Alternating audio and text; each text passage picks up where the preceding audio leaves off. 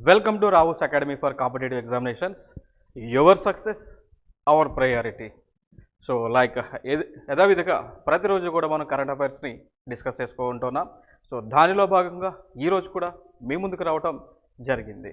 So ఈరోజు యొక్క విశిష్టత మనం చూసుకుంటే Rao's academy for competitive exams academy యొక్క చైర్మన్ గారి యొక్క బర్త్డే రోజు.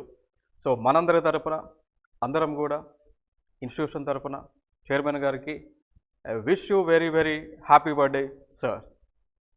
So right, so let us start. So అందరం చూసుకుందాం ఇక్కడ క్లాసెస్లో ఇక్కడ మనకి న్యూస్లో కనిపిస్తున్నటువంటి అంశము, అదేవిధంగా ప్రీవియస్ ఇయర్స్ ఎగ్జామ్స్లో క్వశ్చన్స్ వచ్చినటువంటి సందర్భము, కాంపిటేటివ్ ఎగ్జామ్స్కి ఇంపార్టెంట్, దానితో పాటు భారతదేశానికి కూడా అతి ముఖ్యమైనటువంటిది, భారతదేశము ఇండస్ట్రీ పరంగా ఎంప్లాయ్మెంట్ని క్రియేట్ చేయడంతో ఉపయోగపడేటువంటి అతి ముఖ్యమైనటువంటి అంశాన్ని మనం డిస్కస్ చేసుకోబోతూ ఉన్నాం ఇక్కడ. That is called production linked incentive scheme అండి. అర్థమైందా? సో మన ఉత్పాదన ఏదైతుందో ఉత్పాదనకు సంబంధించి దాని ఉత్పాదన బేస్ చేసుకొని పారితోషికాలను ఇచ్చేటువంటి స్కీమే అండి. సో దాని గురించి న్యూస్లో మనకి ప్రధానంగా అన్ని న్యూస్ పేపర్స్లో కూడా కనిపిస్తూ ఉంది. సో దానికి సంబంధించిన అంశాలు మనం డిస్కస్ చేద్దాం. ఈ ప్రొడక్షన్ లింక్డ్ ఇన్సెంటివ్ స్కీమ్ అంటే ఏంటి, ఎందుకు తీసుకొచ్చారు, ఎప్పుడు తీసుకొచ్చారు, దానివల్ల కలిగేటువంటి బెనిఫిట్స్ ఏంటి, దాంతోపాటు ఈ స్కీమ్లో ఉన్నటువంటి ఛాలెంజెస్ ఏమున్నాయి, దాంతోపాటు వే ఫార్వర్డ్ ఏంటి, ఉన్నటువంటి సవాళ్లను ఏ విధంగా ఎదుర్కోవాలి అనేటువంటి అంశాలన్నీ కూడా మనం డిస్కస్ చేద్దాం ఈ వీడియోలో. Let us start. So we will see that why in the news, what is a production linked incentive scheme, evaluating progress, challenges and potential of the PLI scheme, and also we will give the conclusion. That is important thing. So let us start. So first గా మనం చూసుకుంటే ప్రస్తుతం న్యూస్లో ఎందుకు ఉంది అంటే scheme ఏదైతే implement చేస్తూ ఉన్నారో సో దానిలో ఉన్నటువంటి లొసుగులు ఏమున్నాయి, ఏ అంశాలలో అభివృద్ధిని సాధించాం ఈ స్కీమ్ ద్వారా, పిఎల్ఐ స్కీమ్ ద్వారా అని దానికి సంబంధించి రివ్యూస్ జరుగుతూ ఉన్నాయి వివిధ మినిస్ట్రీస్తో. అందుకోసం న్యూస్లో ఉంది. సో ఇక్కడ మనం చూసుకున్నట్లయితే మరి ప్రొడక్షన్ లింక్డ్ ఇన్సెంటివ్ స్కీమ్ అనేటువంటి దాన్ని లాంచ్ చేసినటువంటిది చూసుకుంటే మార్చ్ 2020లో లాంచ్ చేయడం జరిగింది అండి. ఓకేనా? So it is the PLI scheme which was launched in March 2020. Okay, so clear that. So why it was launched? It was launched to enhance the production, to enhance what is that? India's domestic production, so that we can export the goods and also we can generate the revenue and also we can create employment. The main objectives of this scheme is that, which was launched in the year March 2020, here is that we can increase the domestic market, domestic manufacturing sector, and which we call it as a secondary sector, So whenever we increase the manufacturing sector, it results into generation of employment. If there is more employment, then what will happen? If there is more employment, what will happen? People will get sufficient amount of money in their hands. So ప్రజలందరూ కూడా తమ యొక్క చేతులలో కావాల్సినటువంటి ధనము సంపూర్ణంగా ఉంటుంది. సంపూర్ణంగా ధనం ఉంటే దాని వలన కలిగేటువంటి బెనిఫిట్స్ ఏంటి అంటే we can say purchase power parity అంటాం. అర్థమైందా? సో ఎంప్లాయ్మెంట్ పెరుగుతున్న సందర్భాన్ని ఏం జరుగుతుంది, ప్రతి ఒక్కరికి కూడా ఉద్యోగం ఉన్నప్పుడు వారికి డబ్బులు వస్తాయి కాబట్టి తద్వారా ఏం జరుగుతుంది అంటే వారికి కొనుగోలు శక్తి అనేటువంటిది పెరుగుతూ ఉంది. That's the thing what we call purchase power parity అని పిలుస్తూ ఉంటాం. సో ఎప్పుడైతే మనుషులకు కొనుగోలు శక్తి అనేటువంటిది అధికంగా ఉంటుందో వారు ఎక్కువ వస్తువులని కొనుగోలు చేస్తూ ఉంటారు. They go for purchase of the more goods. So purchase of the more goods పోతున్నారంటే ultimately it is creating demand from the consumers. So if they keep on increasing their purchase then leads to the essence of supply. Okay, so ఇక్కడ ఏం జరుగుతుంది, supply side ఇక్కడ supply చేయాల్సినటువంటి ఆవశ్యకత ఏర్పడుతూ ఉంది. So అంటే ఇక్కడ మ్యానుఫ్యాక్చరింగ్ సెక్టర్ మళ్ళీ వాళ్ళకి డిమాండ్స్ ఉంటుంది కాబట్టి సప్లైని పెంచుతూ ఉంటారు. సో ఈ కోవలోనే మళ్ళీ సప్లై చైన్కి సంబంధించినటువంటి వారికి కూడా ఈ ఎంప్లాయ్మెంట్ అనేటువంటిది సాధించడానికి ఛాన్స్ ఉంటుంది. ఇంకొక అంశం, ఈ ఎంప్లాయ్మెంట్ ఉన్నప్పుడు what we will do, we will send our kids to the schools. So ultimately it leads to the increase of education, means nothing but literacy of the country will be increased.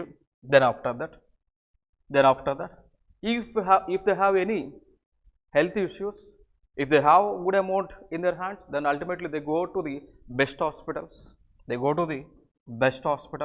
and they get the proper treatment so that their life expectancy will be increased.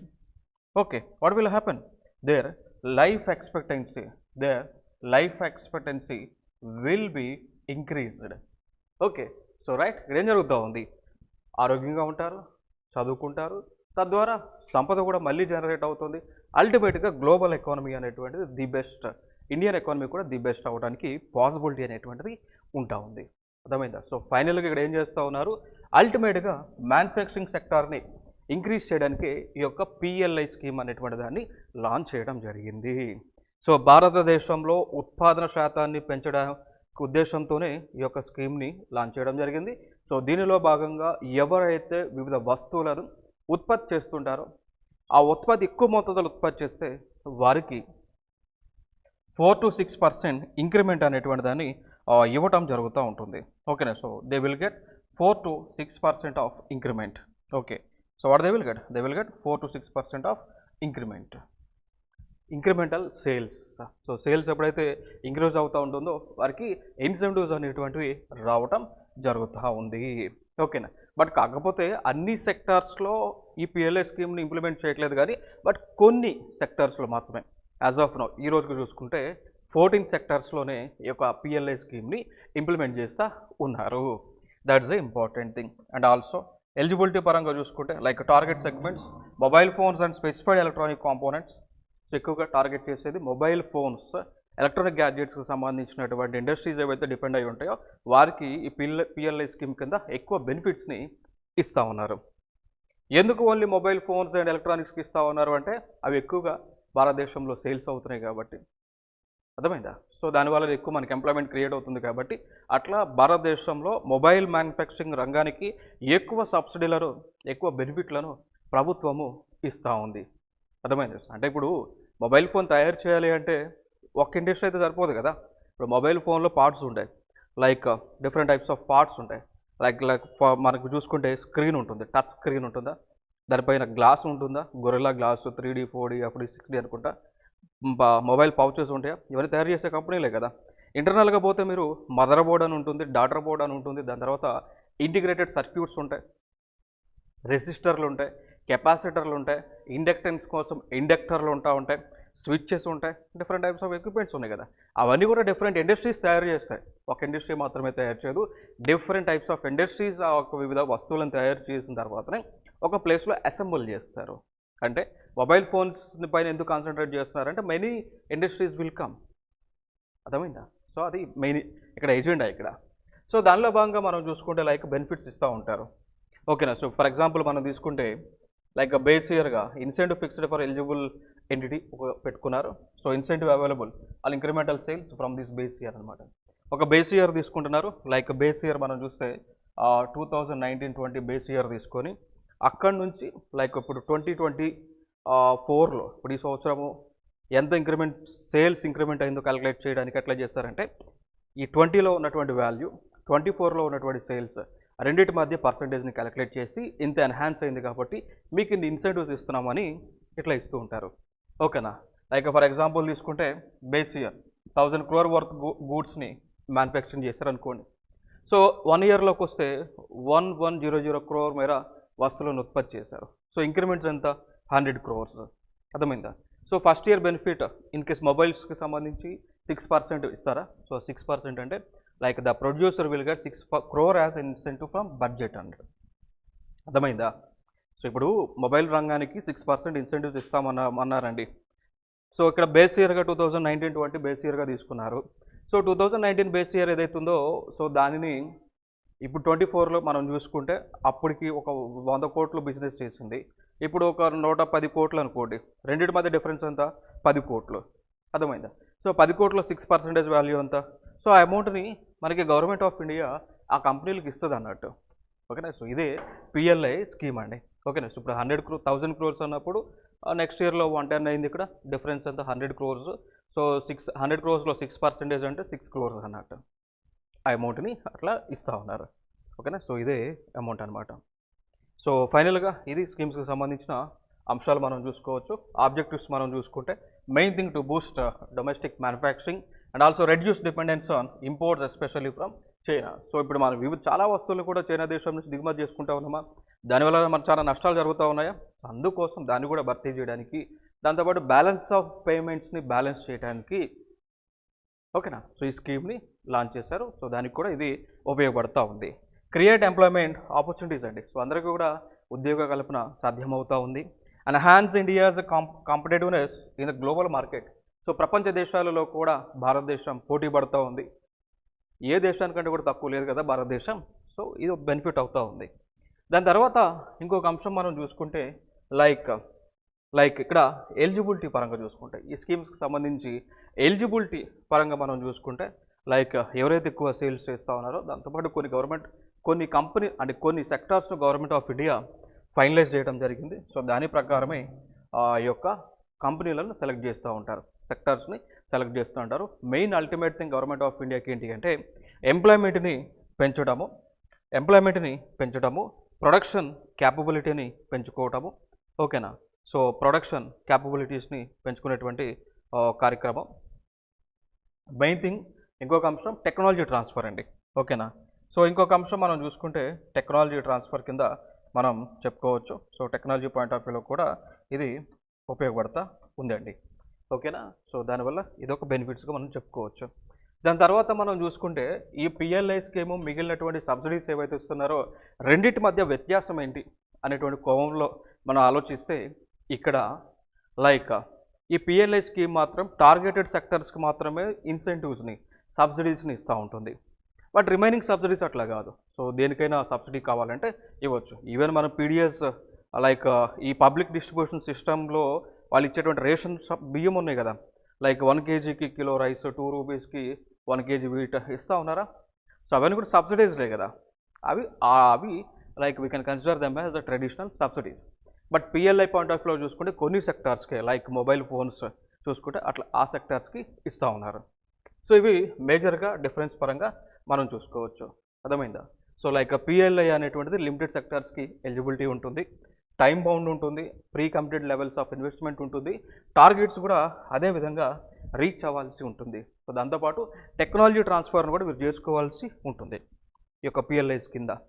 So జనరల్గా ఈ cabinet అంటే ఇప్పుడు present as of no అయితే 14 sectors ఉన్నాయి. But ఇనిషియల్గా ఈ స్కీమ్ని 2020లో launch చేసినప్పుడు ఈ సెక్టార్స్ని వాళ్ళు స్పెసిఫిక్గా తీసుకున్నారు. Advanced chemistry cell, battery, electronic technology products, automobiles and auto components, pharmaceuticals, telecom and networking products. అర్థమైందా. సో దాని తర్వాత ఇవి వివిధ డిపార్ట్మెంట్స్కి సంబంధించినటువంటివి, మినిస్ట్రీలకు సంబంధించినవి. ఇవి ఎంత అమౌంట్ని ఈ రంగాలకు సంబంధించి అలోకేట్ చేశారు బడ్జెట్ నుంచి అనేటువంటిది కనిపిస్తూ ఉంది. డైరెక్ట్ మన జేబులో నుంచి కాదు, ఇన్ ద సెన్స్ ఇండైరెక్ట్ మన జేబులే కానీ, బట్ బడ్జెట్ నుంచి ఎవ్రీ ఇయర్ కూడా బడ్జెట్లో కేటాయిస్తారు దీనికి సంబంధించి. ఓకేనా. టెక్స్టైల్ ప్రొడక్ట్స్ సంబంధించి ఇది మినిస్ట్రీ ఆఫ్ టెక్స్టైల్స్ పరిధిలో ఉంటుంది. దానికోసం ఎంత అమౌంట్ అలోకేట్ చేశారు, 10,683 crore రూపీస్ని అలోకేట్ చేశారు. సో ఇట్లా అలోకేషన్ అనేటువంటిది చేసుకుంటూ వస్తారు. ఫైనల్గా బడ్జెట్లో ఈ ప్రొడక్షన్ లింక్డ్ ఇన్సెంటివ్ స్కీమ్ కింద ఏర్పాటు చేసినటువంటి అమౌంట్ మనం చూసుకుంటే 1,45,980 crores అండి. రూపాయలు 2 రూపాయలు కాదు, అంత కోట్ల మేర శాంక్షన్ చేయటం జరిగింది. ఇవన్నీ కూడా కంపెనీస్కు ఇన్సెంటివ్ రూపంలో ఇస్తారు. అంటే మీకు డౌట్ రావచ్చు, సార్ ఏది సార్ జనం డబ్బులు కంపెనీలకు ఇంత మేర ఇస్తూ ఉన్నారు, దాన దత్తం చేస్తూ ఉన్నారు అని మీకు డౌట్ రావచ్చు. అల్టిమేట్గా దీంట్లోకి ఒక ఆస్పెక్ట్ ఏంటో తెలుసా, ఆ అమౌంట్తో వాళ్ళు ఏం చేయాలా, ఊకనే ఖర్చు పెట్టడం సరిపోదు కదా. ఆ అమౌంట్తో వాళ్ళు ఏం చేయాలి, they have to do with that amount, they have to spend అనమాట. సో కంపెనీలను కూడా అమౌంట్ని స్పెండ్ చేయాలి. దేనికో తెలుసా, ప్లాంట్ ఎక్స్పాన్షన్ కోసం. They have to establish more companies and units at various places. They have to create employment. Plant expansion అంటే employment create అవుతుంది కదా, ఎంప్లాయ్మెంట్ క్రియేట్ అవుతుంది. దాంతోపాటు ప్రొడక్షన్ కూడా పెరుగుతూ ఉంది. సో ప్రొడక్షన్ అనేటువంటిది పెరుగుతూ ఉంది. సో అల్టిమేట్గా ప్రొడక్షన్ పెరుగుతూ ఉంది ఏంటి, we know need to depend upon imports. So imports పైన మనం డిపెండెన్సీ తగ్గుతూ ఉంది అంటే ఆటోమేటిక్గా ఏం జరుగుతూ ఉంది, బ్యాలెన్స్ ఆఫ్ పేమెంట్స్ అనేటువంటివి బ్యాలెన్స్ అవుతూ ఉంటాయి. Like imports and exports sometime balance అవుతూ ఉంటాయి. ఎందుకంటే డిఫిసిట్లో ఉన్నాం కాబట్టి బ్యాలెన్స్ అవ్వడానికి ఛాన్స్ ఉంటుంది. సో ఎప్పుడైతే బ్యాలెన్స్ ఆఫ్ పేమెంట్స్ అనేటువంటివి బ్యాలెన్స్ అవుతూ ఉంటాయో ఆ టైంలో ఏం జరుగుతుంది అంటే, ఆ టైంలో జరిగేటువంటిది మనం చూసుకుంటే లైక్ ఫారెక్స్ రిజర్వ్స్ అనేటువంటి ఇంక్రీజ్ అవుతూ ఉంటాయి. సో ఎప్పుడైతే ఫారెక్స్ రిజర్వ్స్ అనేటువంటి ఇంక్రీజ్ అవుతూ ఉంటాయో అల్టిమేట్గా it leads to increase of the rupee. So ఏం జరుగుతుంది, increase of the rupee value international మార్కెట్లో అవుతూ ఉంటుంది. ఓకేనా. సో ఇవన్నీ కూడా ఇంపార్టెంట్ అంశాలు ఇక్కడ. ఇక దాని తర్వాత దీనిలో ఉన్న మనకి సక్సెస్గా అయినటువంటి సెక్టర్స్ మనం చూసుకుంటే లైక్ ఫుడ్ ప్రాసెసింగ్ అయినవి, మొబైల్ మ్యానుఫ్యాక్చరింగ్ సెక్టార్లు మాత్రం సక్సెస్ అయినాయి. అనుకున్న దానికంటే ఎక్కువ సక్సెస్ వచ్చింది. లైక్ ఫర్ ఎగ్జాంపుల్గా చెప్పుకుంటే ఈ smart phone exports reached 15 billion in 2023-2024 అండి. ఓకేనా. సో ఈ సంవత్సరంలో 15 బిలియన్ల మేర మనం డాలర్ల మేర వ్యాపారాన్ని చేయటం జరిగింది. సో మొబైల్ ఫోన్స్ని మనం దిగుమతి చేసుకునేటువంటి సిచ్యువేషన్ నుంచి ఎగుమతి చేసే సిచ్యువేషన్లోకి భారతదేశం ఎదిగింది పిఎల్ఐ అనేటువంటి ఒక స్కీమ్ ద్వారా. అర్థమైందా. సో ఇవన్నీ ఇంపార్టెంట్. ఫర్ ఎగ్జాంపుల్గా చెప్పాలి అంటే ఐఫోన్ని మనము ఎక్కడి నుంచి తెచ్చుకునేవాళ్ళం, అమెరికా నుంచి కొనుక్కొచ్చుకునేవాళ్ళం. అర్థమైంది. అక్కడ నుంచి ఇంపోర్ట్ చేసుకునేవాళ్ళం. లేదు సాధారణ సెకండ్ జనరేషన్లో చైనా నుంచి మనం దిగుమతి చేసుకునేవాళ్ళం. People's Republic of China PRC, అక్కడ నుంచి దిగుమతి చేసుకునేవాళ్ళం. ఇప్పుడు అదే ఐఫోన్లు భారతదేశంలోనే తమిళనాడులోనే తయారవుతూ ఉంది. భారతదేశంలో ఉన్నటువంటి తమిళనాడులోనే ఐఫోన్లు తయారవుతూ ఉన్నాయి. మీరు ఐఫోన్ పైన చూస్తే మేడ్ ఇన్ ఇండియా అని ఉంటుంది. టాటా వాళ్ళు తయారు చేస్తూ ఉన్నారు. అర్థమైందా. సో అంతకుముందు అసెంబ్లీ ఇన్ ఇండియా ఉండేది. దాని తర్వాత కంప్లీట్గా ప్రాజెక్ట్ని టాటా వాళ్ళు హ్యాండిల్ చేసుకొని టాటా వాళ్ళే భారతదేశంలో యాపిల్ ఐఫోన్లను మ్యానుఫ్యాక్చరింగ్ చేస్తూ ఉన్నారు. So make in India product Atmanirbhar భారత్లో భాగంగా, మేక్ ఇన్ ఇండియాలో భాగంగా. క్లియర్ కదా. సో ఇవి ఇక దాని తర్వాత ఫర్దర్గా మనం ఇంకా పోతే మనకి లైక్ ఏపీలో చిత్తూరు దగ్గర శ్రీ సిటీ అని ఉంటుంది. ఆ శ్రీ సిటీలో కూడా అనేకమైనటువంటి మొబైల్ ఫోన్స్ మ్యానుఫ్యాక్చరింగ్ అవుతూ ఉన్నాయి. ఓకే. సో దాని తర్వాత ఇంకా మనకి దీనిలో ఉన్నటువంటి సవాళ్ళు మనం చూసుకుంటే challenges in PLI scheme is that developing manufacturing industries from scratch in certain sectors. So కొన్ని ఇండస్ట్రీస్ మన దగ్గర లేనప్పటికీ కూడా స్క్రాచ్ నుంచి డెవలప్ చేస్తున్నాం. సో ఇది ఒక సవాల్గా కనిపిస్తూ ఉంది. ఓకేనా. టైం కన్స్యూమింగ్ అనమాట. ఓకేనా. సో కొన్ని వాటిని మనం మ్యానుఫ్యాక్చరింగ్ చేయడానికి టైం కన్స్యూమ్ తీసుకుంటూ ఉంది. కారణం ఏంటంటే ఆ టెక్నాలజీ ఆల్రెడీ మన దగ్గర లేనందున దాన్ని మనం అడాప్ట్ చేసుకున్నటువంటి సందర్భాన టైం తీసుకుంటూ ఉంది. ఓకే. సో ఇది ఒక సవాళ్ళుగా మనం చెప్పుకోవచ్చు అండి. ఓకేనా. సో దీనిలో బెనిఫిట్స్ ఆల్రెడీ మనం డిస్కస్ చేసి ఉన్నాం. లైక్ డ్రైవింగ్ ఎక్స్పోర్ట్స్ కానీ, strength of vocal for local కానీ, ఓకే, ఎంప్లాయ్మెంట్ కానీ, మార్కెట్ స్ట్రెంత్ కానీ, గ్లోబల్ ఎక్స్పోర్ట్స్ కానీ, ఇవన్నీ కూడా బెనిఫిట్స్ పరంగా మనం చెప్పుకోవచ్చు. సో కంక్లూషన్ మనంలో చూసుకుంటే ఏంటి అంటే ఏం రాసుకోవచ్చు అంటే like for everything there will be positives and negatives. So whenever there is a positive we have to follow it. Whenever there is a negative we have to overcome it. We have to overcome it. Okay. So for that thing what we have to do, we have to find the solution. వివిధ సెక్టార్లో మనకు భారతదేశంలో కొన్ని సవాళ్ళు ఉన్నాయి. Like proper technology లేకపోవడం, లేదంటే skilled force లేకపోవడం. So how we can overcome it by providing skill training to the employees so that they can upgraded with modern skills. So whenever they get modern skills, they can do the miracles in the manufacturing sector. అందులో భాగంగానే skill India అనేటువంటి దాన్ని launch చేసాం. దానిలో భాగంగానే Atal innovation mission launch చేసాం. Atal tinkering ల్యాబ్స్ని manufacturing చేయటం జరిగింది మిత్రమా. సింపుల్గా అయితే సబ్జెక్ట్ గట్లనే చదువుకుంటే క్వాలిఫై అవుతాం. ఓకేనా. So smart study is very essential to crack any job. So గుడ్డెద్దు కనుక చేలోబడి పరిగెత్తా ఉన్న దానికంటే స్మార్ట్గా చదువుకుంటే ఈజీగా సక్సెస్ అవుతాం. ఓకేనా. So that's the thing. So ఫైనల్గా అంటే కాంపిటేటివ్ ఎగ్జామ్స్కి కనిపించిన న్యూస్ పేపర్ అంతా కూడా లైక్ మన హోటల్కి పోయి హోటల్లో పార్సెల్ ఒక పేపర్లో కట్టించడం అనుకోండి, ఆ పేపర్లో బిట్ వస్తుందని చదవాల్సిన అవసరం లేదు. సిలబస్ ప్రకారం ఫాలో అయితే it's enough. Okay, so that's the thing. So ఫైనల్గా ఇవి మనకి ఈ స్కీమ్కి సంబంధించినటువంటి అంశాలు. సో రెగ్యులర్గా ప్రతిరోజు కూడా కరెంట్ అఫైర్స్ని మనం యాజ్ యూజువల్గా డిస్కస్ చేస్తూనే ఉన్నాం.